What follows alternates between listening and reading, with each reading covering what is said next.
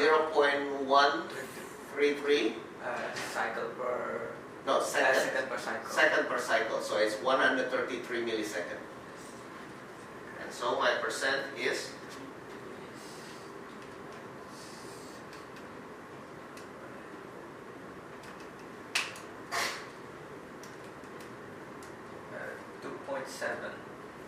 2.7. Obviously very low. We're doing idle. Okay. Okay. Let's complete the matrix using AI. Give the statistics that you had.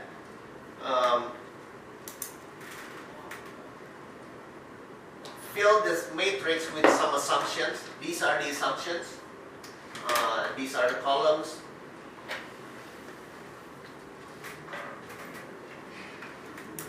You might need to consider, well, I think it will consider volumetric efficiency.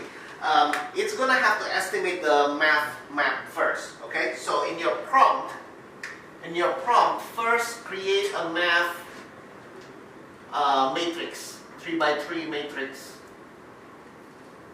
So you were given 5 grams per second here. You use 26 grams per second. So just tell Gemini you want to create an estimated math values first for idling, mild acceleration, and wide open throttle, grams per second, and then calculate the milliseconds, and then calculate the matrix for the duty cycle. Okay, so first, 3x3 math value. Give the engine displacement to feed that to the AI also. And then a 3x3 map of the injector pulse. And then a 3x3 injector duty cycle.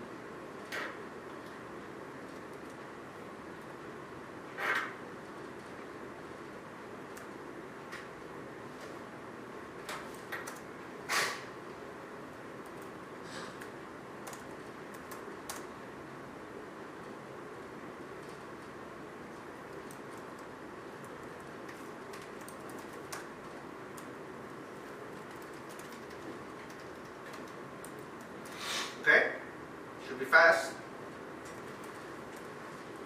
Get the math values. For math. Yeah. You fill this up, right? That's done. Yeah.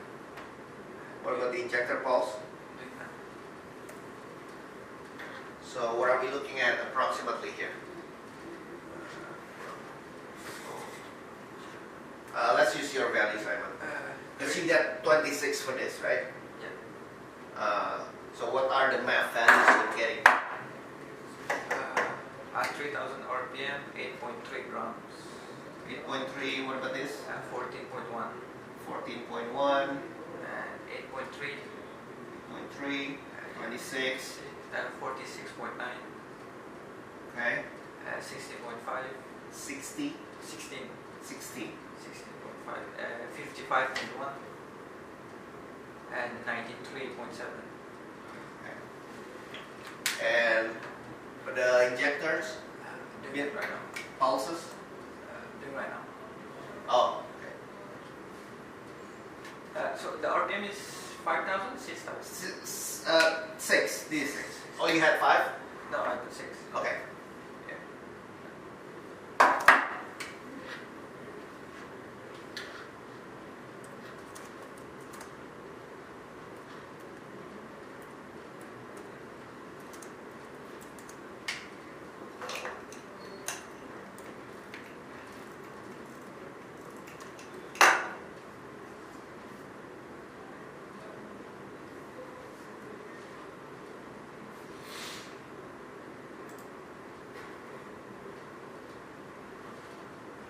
You know what you can do?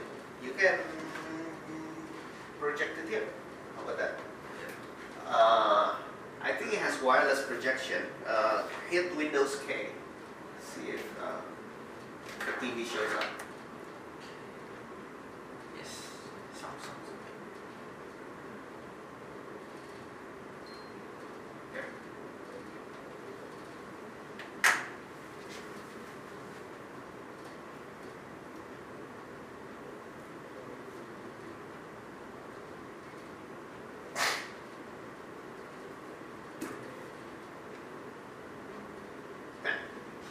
Did it fail?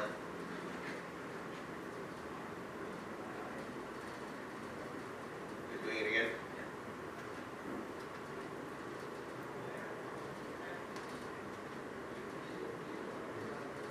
Oh, that's fine. Okay.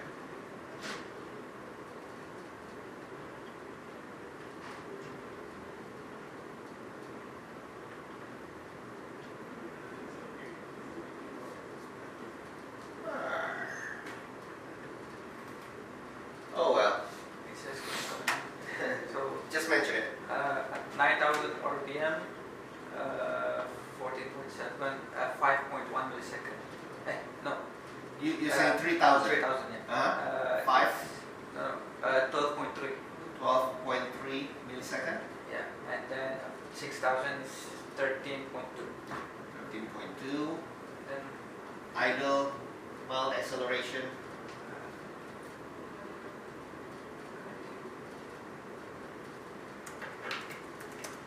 You can just tell it to create the matrix.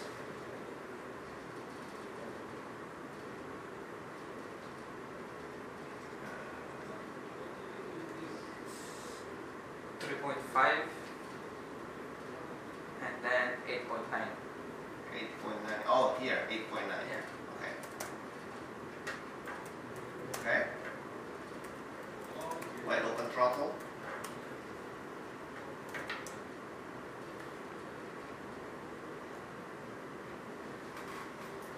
It's 1.08, 3.66, 7.55, 50. Okay. And duty cycle starting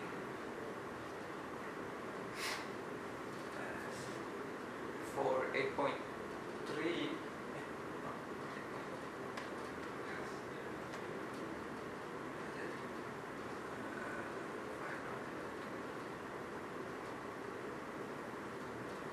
This one. what's the duty cycle for 3000 RPM at idle? 30.7. 30.7. Okay. 65.8. And then 2.6. Okay. And 44.5. Okay. 4.3. 32.2. 65.8. Okay. So now you look at this fuel map, you see some weird things happening here and here. But if you think about it, what's the chance you're idling at 6,000? No, right? Or low load, meaning when I say idle, I don't mean idle. I mean like, say, very low load, or basically cruising, or you can think about it that deceleration. Even though in full deceleration, it usually cut the fuel. So if you let go of your pedal, basically, let's say you accelerate to 6,000 and then you let go of your pedal, you will be here, right? Because you're gonna cut the fuel. But in reality, this is basically almost never explored, right? I mean, how are you going to do wide open throttle at 9,000? I mean, you have to like basically slam on the gas pedal. Not many people do that. So usually it kind of goes from here to here, right? And the maximum duty cycle is usually at wide open throttle and maximum RPM. Okay. Let's see. I don't know where I did that.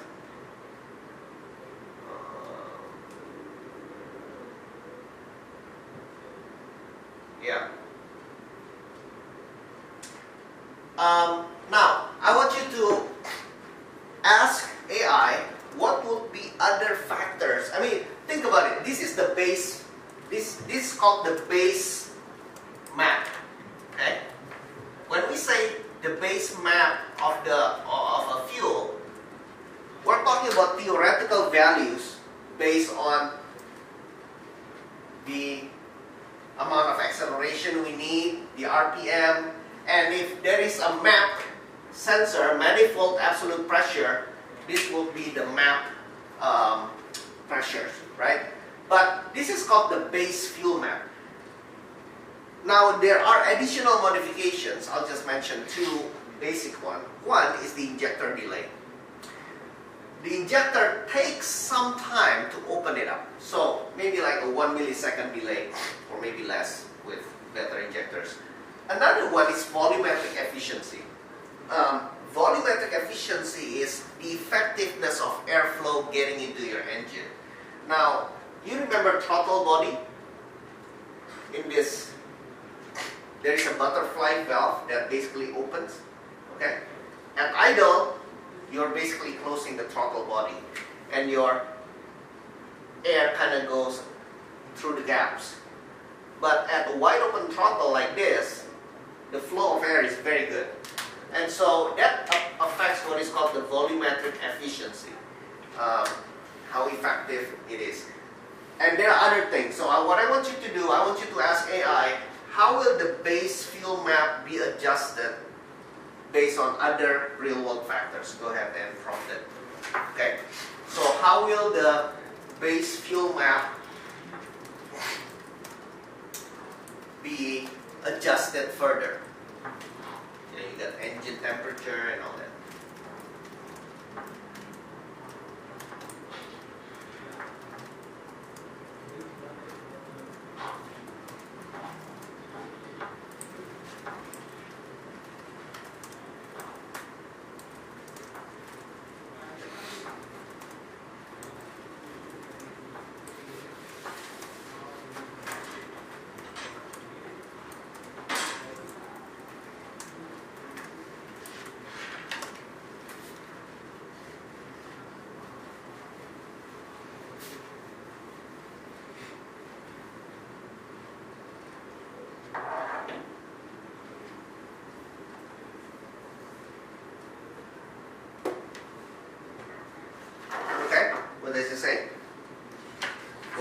additional factors to adjust the fuel maps?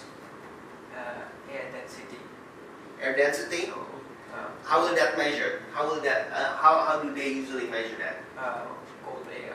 If the air is colder, the density is different. Different, Or- yes. It's so in cold temperature, air is denser. Dense air means more oxygen, and usually you measure that with the IAT, intake air temperature sensor. Okay, what else? Temperature and the warm up. So the air fuel at the cold start and the air fuel at the when the engine is operating temperature is different for the base. Yep. What else? Exhaust gas. Mm-hmm. Exhaust gas temperature. So if it is too high, it will more enrich the air fuel to cool down the exhaust. Right. Electrical, mechanical variables such as battery voltage and you said the injector itself with Yes. the latency.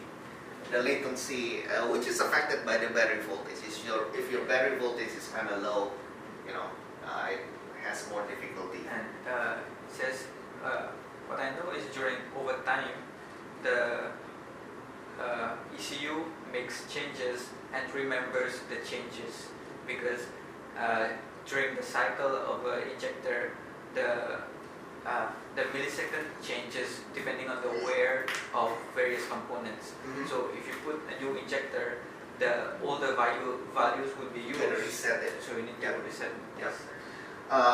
It wears out, it gets dirty, and this is why you have oxygen sensor at the end of your catalytic converter or at the header, right? If this is your engine, this is your header, this is your intake, this is your injector, right? And now the exhaust gas is detected at header O2 sensor. Now this O2 sensor basically gives your AFR.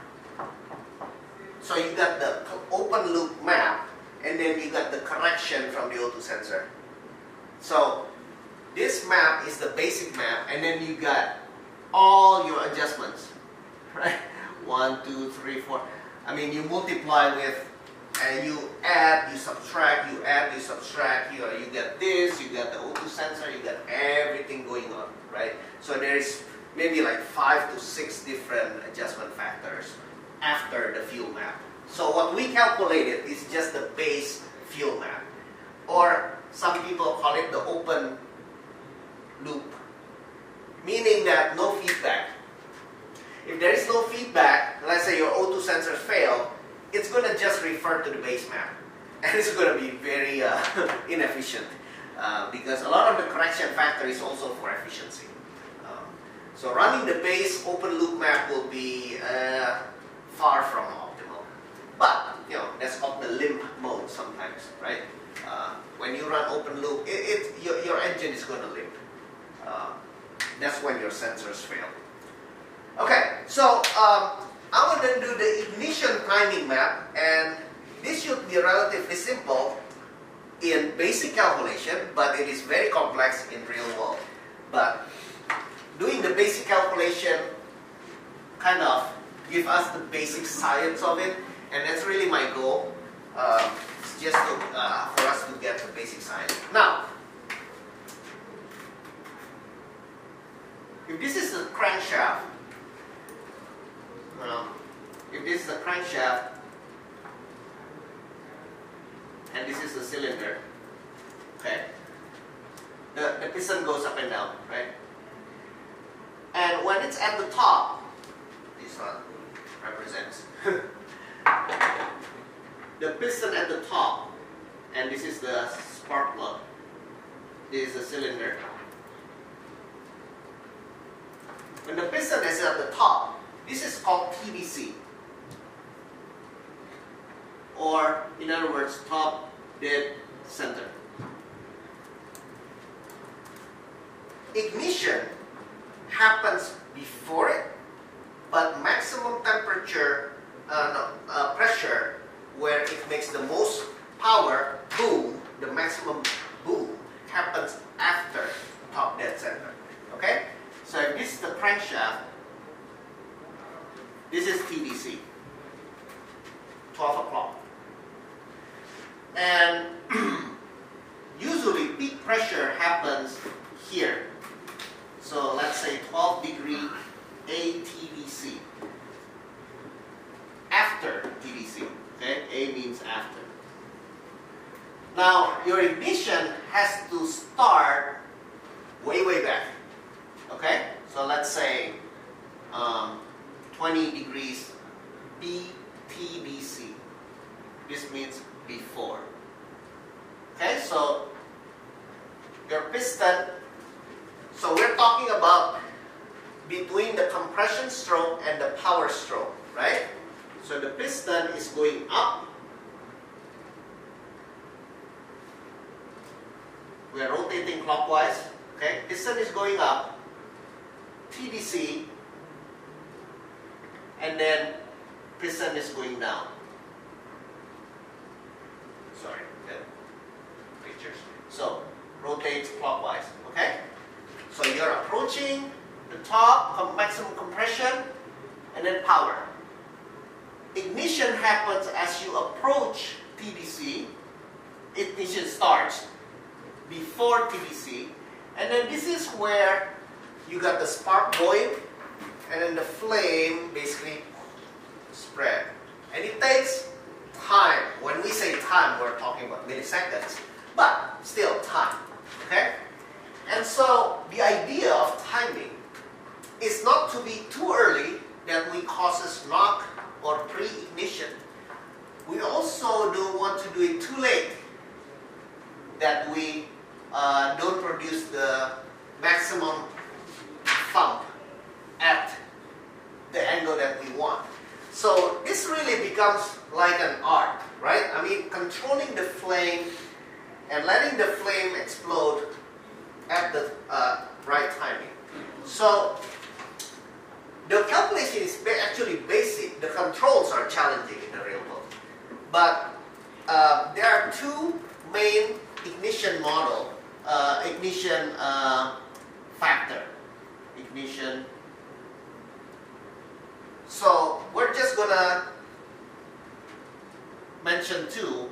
One is called the ignition delay.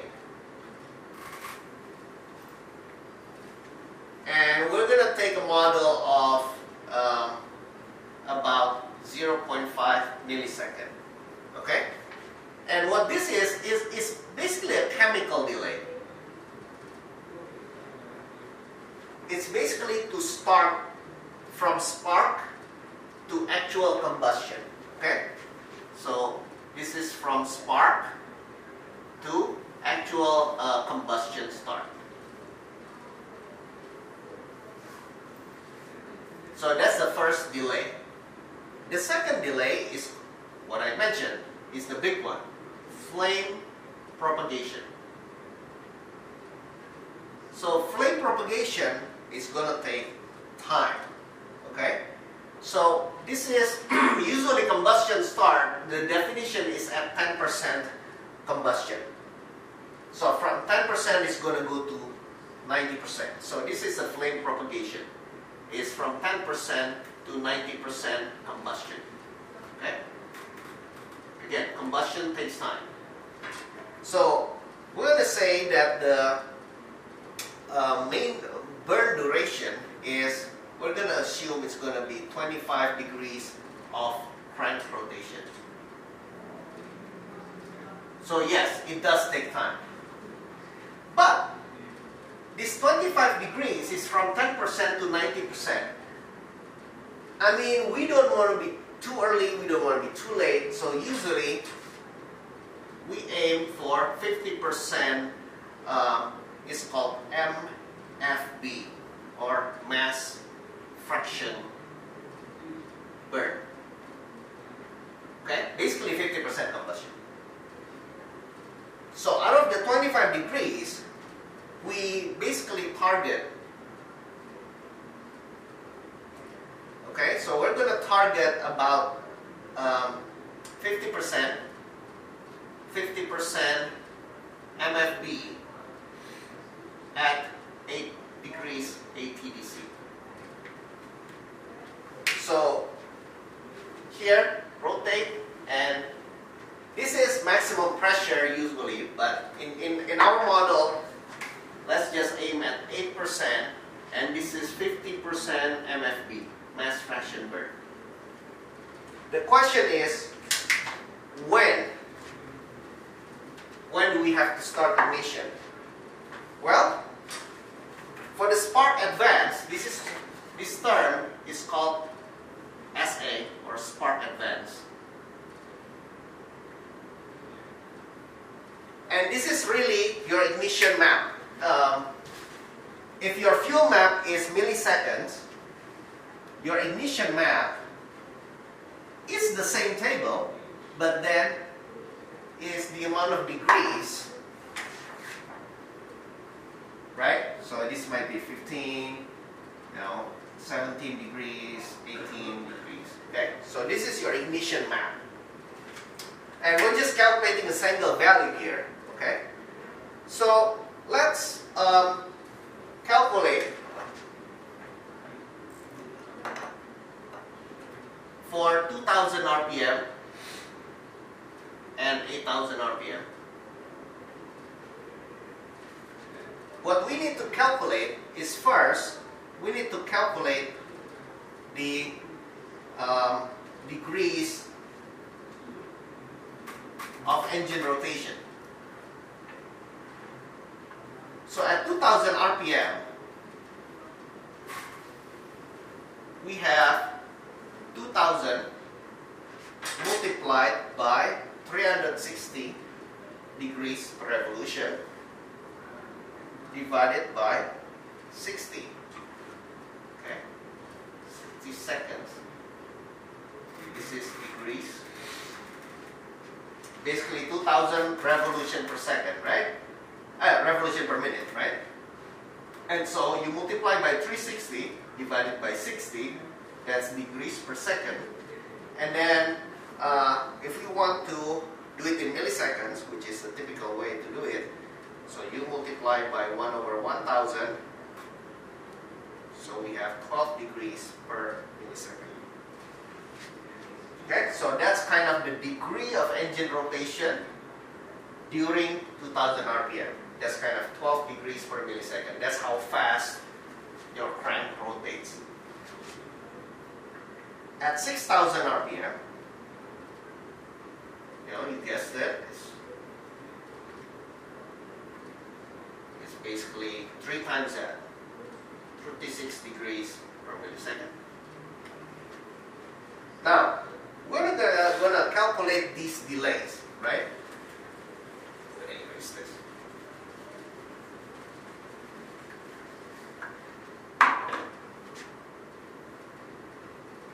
So, second step will be to calculate the delay. First delay is at 2000 RPM. So the delay will be 0.5 millisecond, remember the chemical delay, times 12 degrees per millisecond.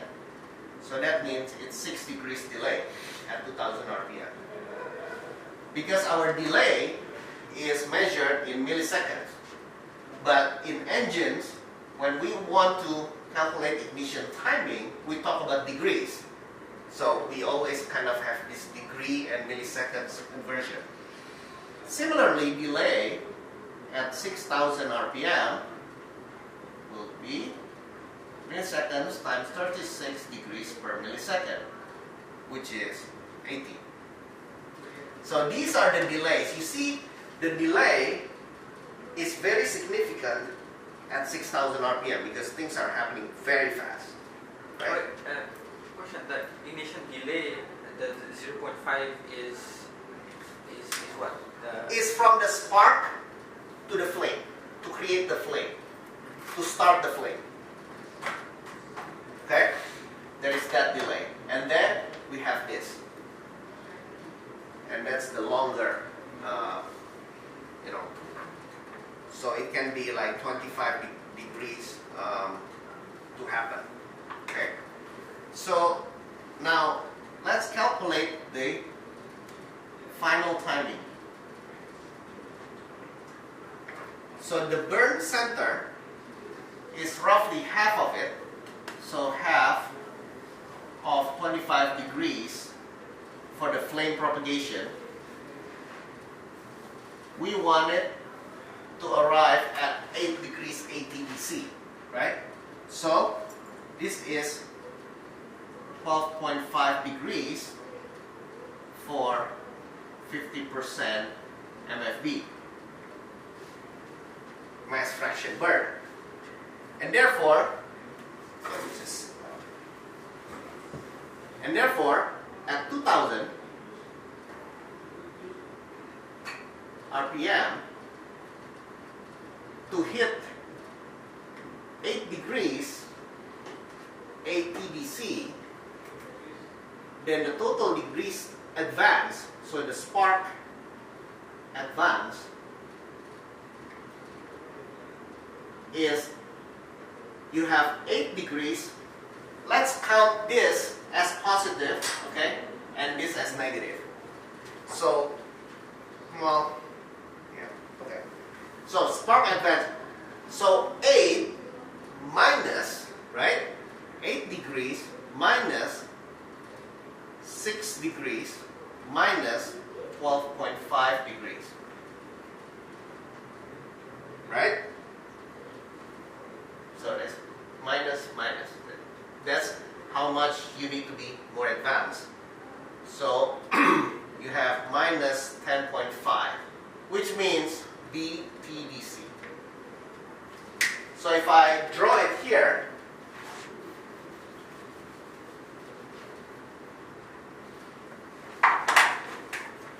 so if this is the crank rotation, top dead center, draw it with different colors. So I want to target 8 degrees ATDC, 50% MFB. But it takes 6 degrees and 12.5 degrees for the flame burn. So here is 12.5. This is flame, 50%. Now, this is end of combustion, another 12.5 degrees. Okay, this is 90% combustion. But there is an additional 6 degrees ignition delay. So I have to be 10.5 degrees BTDC to start spark advance. Okay? And at 8, did I do 6,000? Again, to hit 8 degrees ATDC, my spark advance has to be 8 degrees minus, the ignition delay is longer, minus 12.5 degrees flame propagation, and so I have to be at negative 22.5 TBC. So my ignition delay is further down because the 0.5 millisecond. So you see, if you go faster, you need to be earlier, which kind of makes sense, right? So your timing map in this way is basically based on RPM. That's the main timing determination. Now, again, this is the base timing map, right? The base timing map. So go ahead, and what I want you to see is what happens at low, middle, and high load. Okay? That, so I'm going to erase this.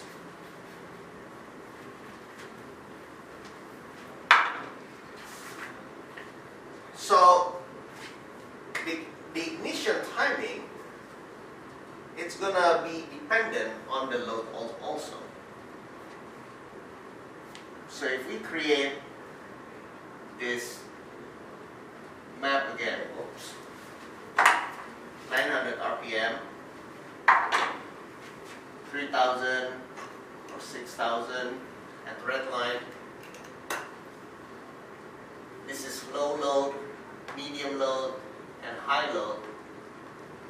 Go ahead and ask the AI what will be the adjustment needed as we go from here to here. Okay? Because what we calculate, you see, is based on the RPM only.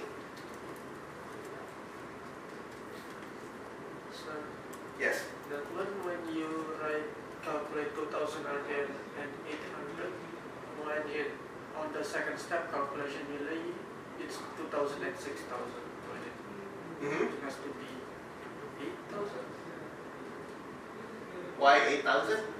Yeah, you write 8,000 in the before, but in the second step it's become 6,000. Sorry. Haven't had my coffee. 6,000. Everything I do in 6,000.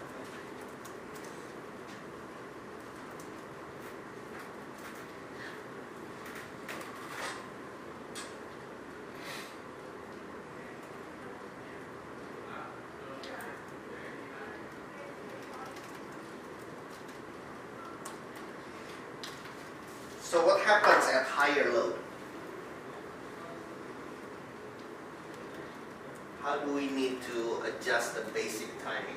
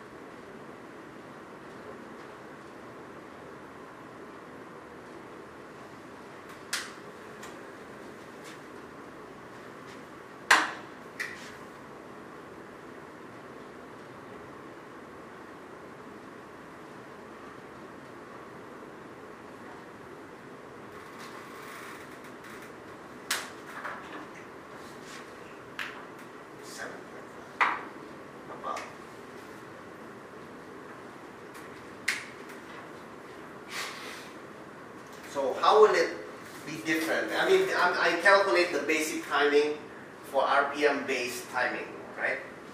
It's just approximate values based on these. Now, what happens at high load?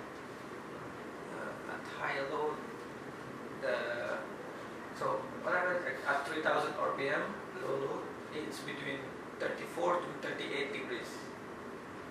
And Before TDC? oh yeah, before TDC. That's way too high. Yeah, and then for the RPM also, at 900, I got 12 degrees to 14 degrees. Okay. Now, there are a lot of assumptions that go into this. But how about this? You basically ask, relatively speaking, what happens at higher load? How will higher engine load affect ignition timing?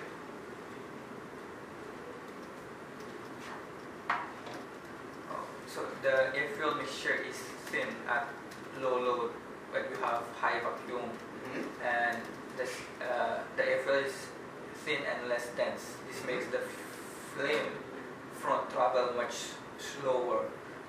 To compensate, we fire the spark much earlier. Okay. So the pressure has time to build. Yeah. So it has correlation to the air-fuel ratio. Another factor, does it say knock? Yeah. Yeah, pre-ignition knock. Okay. So to prevent knock in higher load, what do you do? Advance. No, you retard. Right. Right? Less advanced mean retard. Lower advance. So Yeah. So this is the amount of advance, right? If you are too advanced, then you already built up pressure before TDC. So the definition of knock, this is TDC. So if you start too early, you're gonna have ignition start way too early, and that is what knock is. So if you want to be more safe, you usually retard. Okay? So if you want to be safer, then instead of here, you retard. Okay? So this is less spark advance. Or in other words, retard. Sometimes you add like a constant safety retard, like 2 degrees, 3 degrees. Okay? By retarding this, you are moving the flame propagation, the combustion, basically the combustion, instead of here, you move it here.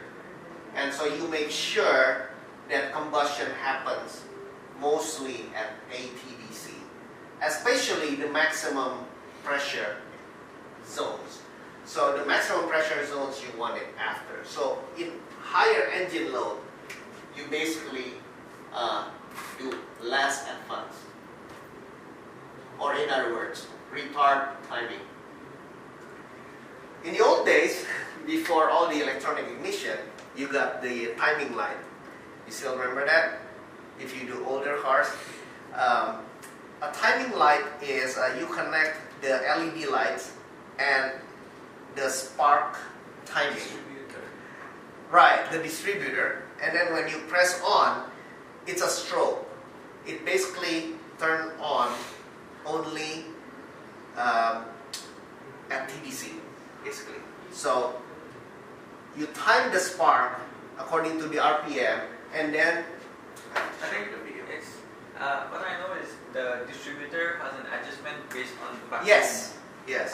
And so before electronic ignition, It was all mechanical. it's all mechanical adjustment.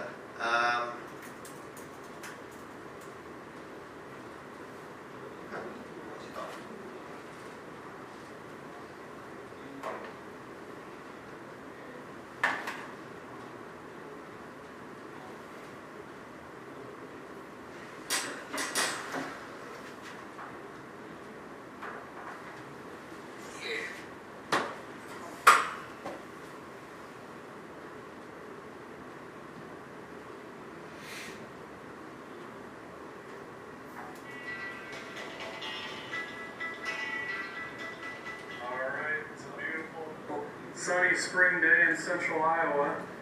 Hours of a negative. You want to route your wires out of the fan behind this because I wonder if the camera can catch it though.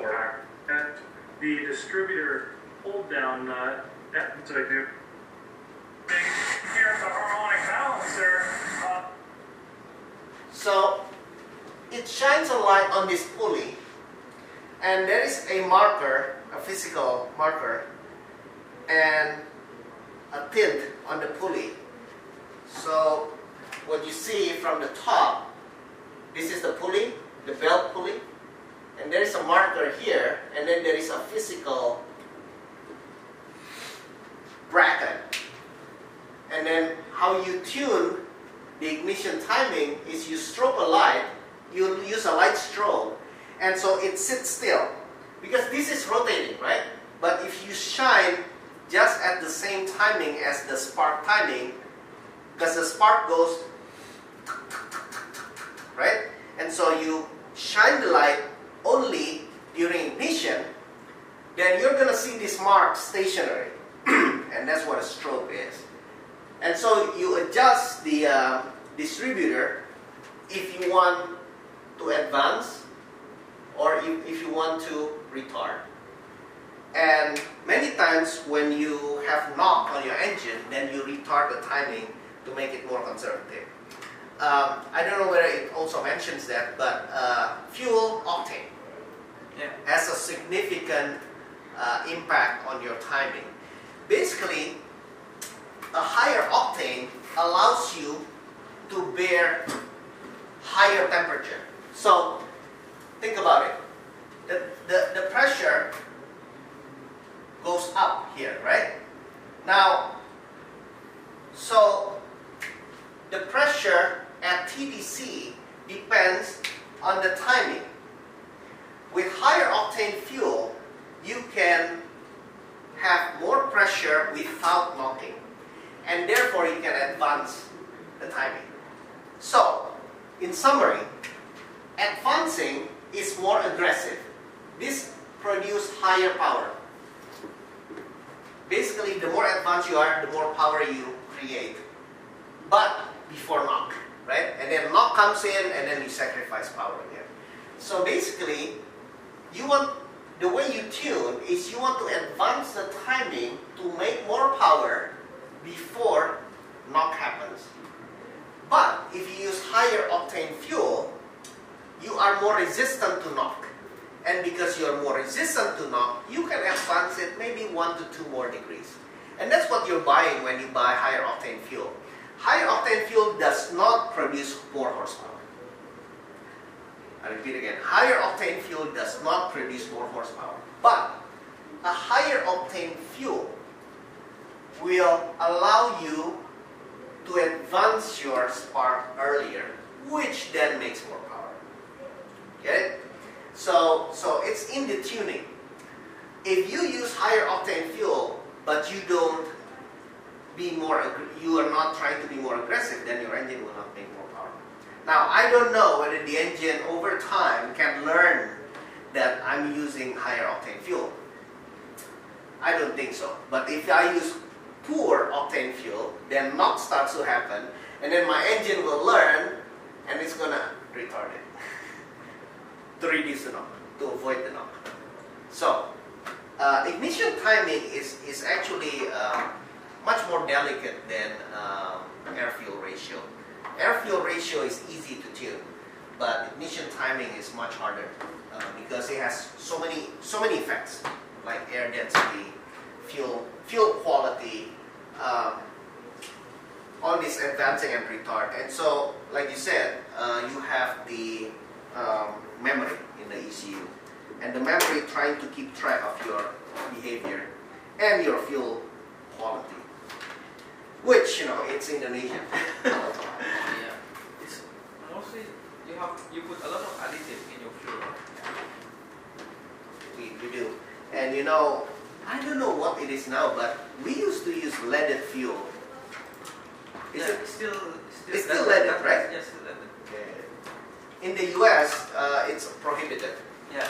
No, but there was a case in my country also where you get a certain liter of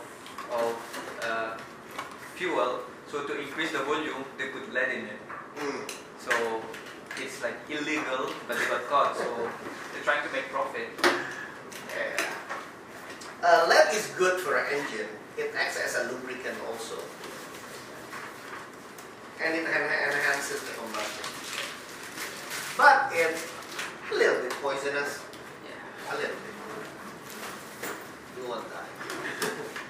But yeah, so maybe I'll give you a little bit of a homework on this calculation. Next week, I think we'll do a little bit more calculation since, as we see, we're still on the 10th week. Are we?